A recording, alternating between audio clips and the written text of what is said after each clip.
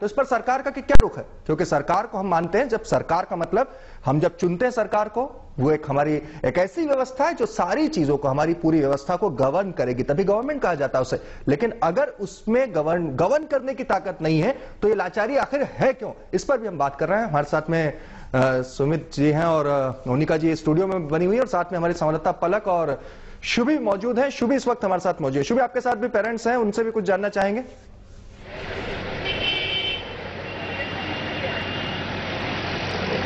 जी भुवनेश, बिल्कुल, जो लोग हैं, जिस तरह से आपने कहा कि सरकार को लोग चुनते हैं, तो सरकार की जिम्मेदारी होती है कि लोगों की जो समस्याएं हैं उनको दूर करें।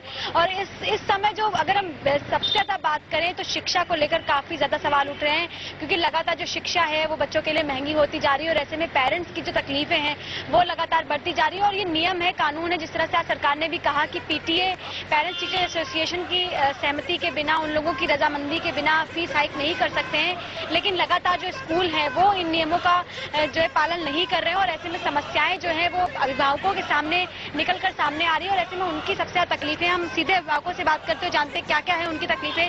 सर बताइए, किस तरह से आप लोग परेशान है? क्योंकि शिक्षा बुनियादी जो जरूरत है हर बच्चे के लिए, और ऐसे में अगर लगातार महंगी होती जाएगी तो आम आदमी के लिए अपने बच्चों को पढ़ाना काफी ज्यादा मुश्किल हो जाएगा। मैम, मेरा सबसे पहले तो आपको मुबारकबाद दूं कि आज तक की आवाज से हमारी इतनी ऊपर दिल्ली गवर्नमेंट तक आवाज पहुंची। एक तो फीस इन्होंने हाई कर दिया स्कूल वालों ने 20%, जो कि स्कूल वालों की मैनेजमेंट ने ही मांगा। उस दिन आपके इंटरव्यू में भी दिखाया कि 10% हमने इंक्रीज कर दी है। और इसके अलावा इन्होंने मतलब स्कूल में इतनी धांधली मचा रखी है, शिक्षा नाम की कोई चीज नहीं है, फीसें हाई किए जा रहे हैं, शिक्षा नाम की चीज नहीं है। ना इन्होंने पीटीआई आज तक बनाई कि जिसपे दिल्ली गवर्नमेंट का ऑर्डर है कि पीटीआई बनाई जाए, उसके बाद ही टीसीए बढ़ा सकते हैं। लेकिन इन्होंने कोई ऐसी, ना हमारे पेरेंट टीचर एसोसिएशन है ना कुछ। स्कूल में जो इनका मन मुताब आता है जो करते हैं ये, जब मर्जी जो मर्जी, मतलब कभी 100 रुपया मंगा लिया, कभी 200 रुपया बच्चे से मंगा लिया, कोई मतलब हिसाब किताब नहीं है। और इनका स्कूल का नाम है सनातन धर्म पब्लिक स्कूल, क्योंकि शिक्षा के नाम को बेवकूफ बना रहे हैं। मंदिर धर्म के नाम पे ये हम लोगों को बेवकूफ बनाया जा रहा है। तो भुवनेश, ये सिर्फ एक स्कूल की बात नहीं है, ये तमाम ऐसे स्कूल हैं दिल्ली में जगह जगह जो चल रहे हैं जहां पर जो पीटीए है वो नहीं एग्जिस्ट करती है। और क्योंकि सबसे ज्यादा जरूरी है किसी भी स्कूल के लिए पीटीए, आप उससे बिना किसी सहमति के आप कुछ भी नहीं कर सकते हैं। तो कई ऐसे स्कूल हैं जहां पर पेरेंट्स टीचर एसोसिएशन क्यों पीटीए जब ज्यादातर हम जब देख रहे हैं पीटीए बनाने में आखिर इतनी तकलीफ क्यों होती है स्कूलों को? जो वो आपके परिवार का हिस्सा है वो पैसा दे रहे हैं, बिल्कुल ऐसी कोई तकलीफ की बात नहीं है। और तो ज्यादातर समस्या भी जाती हैं। देखिए, सारे लोग तो नहीं आ सकते हैं। अगर 2000 बच्चे हैं तो उसमें एक या दो रिप्रेजेंटेटिव वही तो आएंगे गिन के, तो वो प्रतिनिधि करते हैं, वो बोलते हैं, बताते हैं, उनकी आवाज करते हैं। इलेक्शन चुनाव होते हैं। अब सख्ती ज्यादा हो गई है, आने वाले समय में नेक्स्ट ईयर से शायद अनिवार्य हो जाएगा, तब कोई स्कूल ये नहीं कह पाएगा। सवाल ये था कि अनिवार्य होना, सख्ती होना, ये सब नहीं बातें इसलिए उठ रही है, नहीं बातें इसलिए उठ रही है क्योंकि आप कह रहे हैं कि 100 रुपए मंगाते हैं, 200 मंगाते हैं। आप पूछे कि क्यों मंगाया गया है, क्यों नहीं पूछते? आप दे भी रहे हैं, एक तरह से ये भी करते हैं। कहाँ का इंसाफ है? यस और नो की नीति पहले पेरेंट्स छोड़ इस बात को। अगर 100 रुपए मंगाया गया है, डेफिनेटली नोट होगा कि इस चीज के लिए मंगाया गया। आप पूछिए उससे। आप बात को इतनी बढ़ने क्यों देते हैं? क्या दरवाजे बंद है आपके लिए? आप जाइए और बात करिए। कितने तरीके होते हैं जो पेरेंट्स, ये बिल्कुल गलत है कहना कि बच्चों को पढ़ाएंगे भी, बिल्कुल गलत। बच्चों को पढ़ाना भी है, फिर आप बदतमीजी से बात भी करेंगे, नहीं बिल्कुल गलत बात है। कुछ है ना, देखिए ऐसा तमीज और ये नौबत क्यों है? सवाल ये करते हैं गलत। देखिए आप बात रखिए, देखिए बात यहाँ शिक्षा की हो रही है, आप क्यों नहीं बात करते? बात यहाँ पर शिक्षा की हो रही है मैम। दूसरे मेरा कहना यह है कि अगर आपको पैसे कमाना है तो दूसरे तमाम कारोबार है वो करिए। मैं बताता हूँ, कारोबार तो हमारे जो स्कूल हैं वो मल्टीनेशनल कंपनीज को चपटे बढ़ा सकते हैं। एक स्कूल है हमारा, बहुत बड़ा नाम है उसका, एक उनकी ब्रांच साउथ दिल्ली में, एक वेस्ट दिल्ली में है, एक होती है ओरिएंटेशन करके। उसमें स्कूल और पेरेंट्स आपस में इंटरेक्ट करते हैं, 2-2 घंटे के लिए 1-1 घंटे की क्लास होती है। उस स्कूल ने 8000 रुपए रखी फीस ओरिएंटेशन की। तो 3 दिन में एक बर्गर खिलाया मैकडॉनल्ड्स का 40 रुपए का बच्चों को, बस। और लेके होंगे जॉय राइड के लिए। आप सोचिए एक बच्चे से 8000 तो कितने का? मैं एक सब स्कूल ऐसा नहीं कर रहे, बहुत स्कूल कुछ भी नहीं कर रहे। शिव खेला है, किसी को बुलाया जो कितना चार्ज करते हैं बता दीजिए आप जरा। कोई भी एक्सपर्ट को बुलाइए तो फ्री आ जाएगा, चैरिटी कर देना। शिव तो फ्री में एग्जाम्पल दे रही हूँ आपको, एग्जाम्पल दे रही हूँ। चुनाव लड़ने चले गए, अब एग्जाम्पल दे रही हूँ। ओरिएंटेशन में बर्गर खिलाने के 8000 रुपए। एक मिनट आपको रोकूंगा।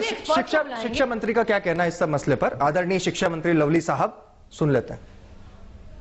देखिए, ऐसा है कि हम लोगों ने पहले से ये स्पष्ट किया है कि 1 अप्रैल के बाद कोई भी स्कूल वाला अगर फीस बढ़ाएगा तो उसको पीटीए के साथ मीटिंग करके पीटीए के रिप्रेजेंटेटिव को कॉन्फिडेंस में लेके ही जो है वो डिसीजन ले सकते हैं। इसलिए जो है सब स्कूल वालों को उसको फॉलो करना है। थोड़ा सा ऑर्डर हमारा लेट आया इसलिए क्योंकि कायदे से वो नेक्स्ट एकेडमिक ईयर से ही लागू हो पाएगा, क्योंकि बहुत सारे स्कूल ने 1 अप्रैल से की है।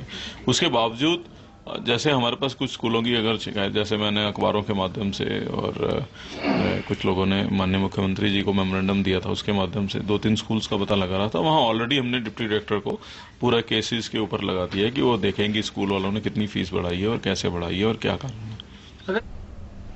वैसे लवली साहब कोई अभी हाल ही में शिक्षा मंत्री नहीं बने, नहीं उन्होंने मंत्री पद की शपथ ली है। पिछली सरकार में भी वो शिक्षा मंत्री ही थे और अब उन्हें समझ में आया कि ऑर्डर लेट आया, इसी के चलते थोड़ा कंफ्यूजन है और उसका फायदा उठा रहे हैं स्कूल ऑर्डर लेट आने का। ऐसी बात नहीं है, देखिए आउट ऑफ द ब्लू था, पीटीए चल रही थी, ऐसी कोई बात नहीं था, लेकिन क्यों के लिए शिकायत की गई तो उसका सुनना भी जरूरी था। उन्होंने सुना, ऐसे नहीं कि वो मंत्री पहली बार बने, 3 बार बने और बेहतरीन काम कर रहे हैं और पब्लिक ने उनको जितवा के लाए हैं। पब्लिक की शय से वो यहाँ बने और पब्लिक की सुन रहे हैं वो।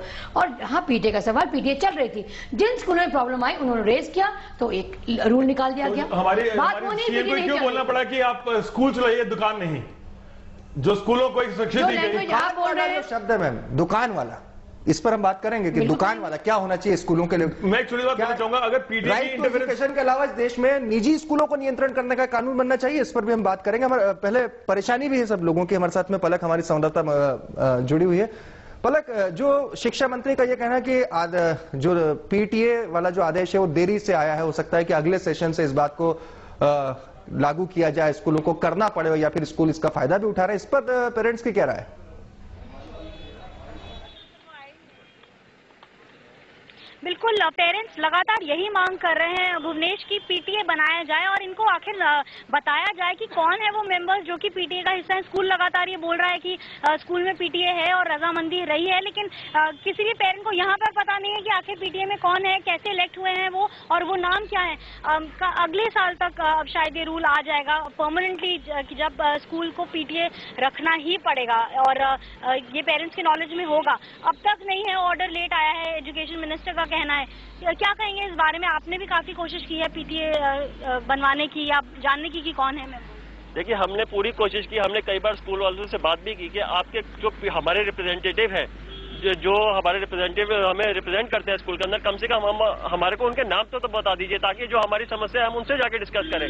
लेकिन वो जो है बिल्कुल कोई नाम देने को तैयार नहीं है। इससे ये बिल्कुल साफ होता है कि उनके जो सिलेक्टेड पेरेंट्स हैं या जो भी सिलेक्टेड मेंबर्स हैं, रिश्तेदार हैं, उनको ही अपने पीटीए में बना रखा है। अपने लोग हैं, सिलेक्टेड लोग हैं, उनके फेवर में, वो पेरेंट्स की तरफ नहीं है। इसके अलावा स्टूडेंट्स को भी कुछ तंग करने की आप बता रहे थे कि आपने अपने बच्चों को निकाल लिया। मेरे बच्चे 27 अप्रैल तक स्कूल में पढ़े मैम, और मैं मैम से 2 बार मिलने गया और ये उनसे ही गुजारिश करी कि आप हमें टीसी दे दीजिए, लेकिन वो कह रहे हैं कि आप हमें मई की फीस दीजिए।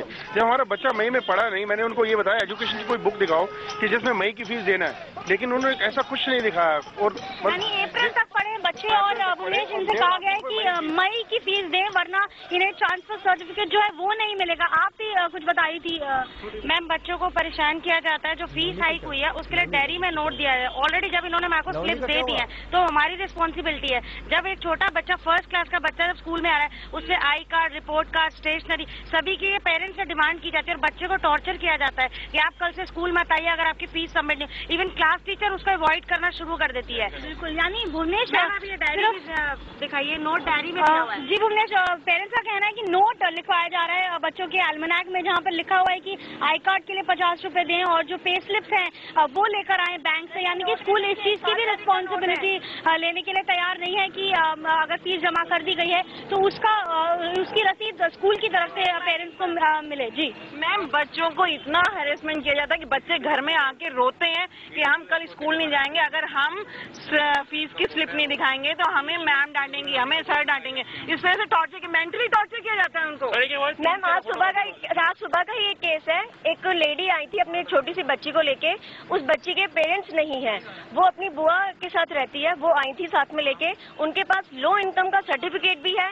तभी भी प्रिंसिपल कहती है कि आपको 2 महीने की फीस जमा करवानी पड़ेगी, तब आपका बच्चा पढ़ने आएगा, नहीं तो पढ़ने नहीं आएगा और हम टीसी भी नहीं देंगे आपके बच्चे। यानी भुवनेश, साफ है मामला कि न सिर्फ पेरेंट्स परेशान हो रहे हैं बल्कि जो पेरेंट्स इतनी कोशिशों